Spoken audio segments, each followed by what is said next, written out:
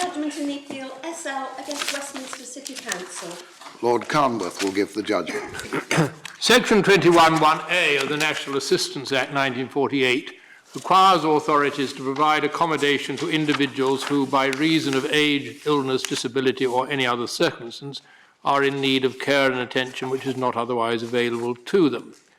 According to Section 21(1)A of that Act, accommodation may not be provided under that section to persons subject to immigration control if their need for care and attention has arisen solely because they are destitute or because of the physical effects or anticipated physical effects of destitution.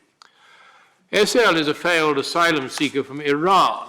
He arrived in the UK in 2006 and became homeless in October 2009.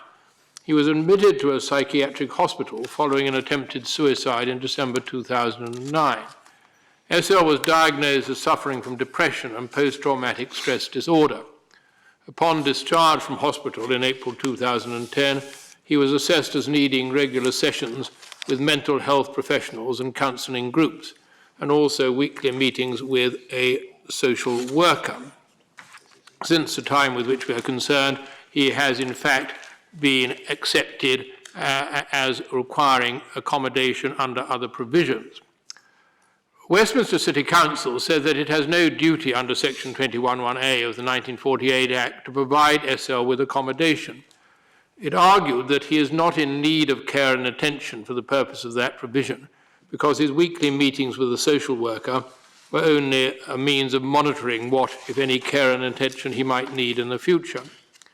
The Council also argued that any assistance that he may need is in any event otherwise available for the purpose of Section 21(1)A because it's available to him regardless of his accommodation arrangements. His claim failed in the High Court but succeeded in the Court of Appeal. The Supreme Court allows the appeal unanimously, restoring the judge's decision, the sole judgment being given by myself. It was held that, in line with previous authority, the phrase care and attention is to be taken as equivalent to, quotes, looking after, but not as covering all forms of social care and practical assistance. The judge was right to conclude that the limited services provided in this case, including monitoring the state of the claimant, do not amount to care and attention in the statutory sense. The judge was also right to conclude that for the purposes of Section 21, the services provided to SL were available otherwise than by the provision of accommodation under that section, because they were entirely independent of his accommodation arrangements. The assistance could have been provided to him in the same place and in the same way, whether or not he had accommodation of any particular type or at all. Disagreeing with dicta in earlier Court of Appeal authority, the Court held that it was wrong to read the word available as meaning not merely available in fact, but available in a manner that is reasonably practicable and efficacious.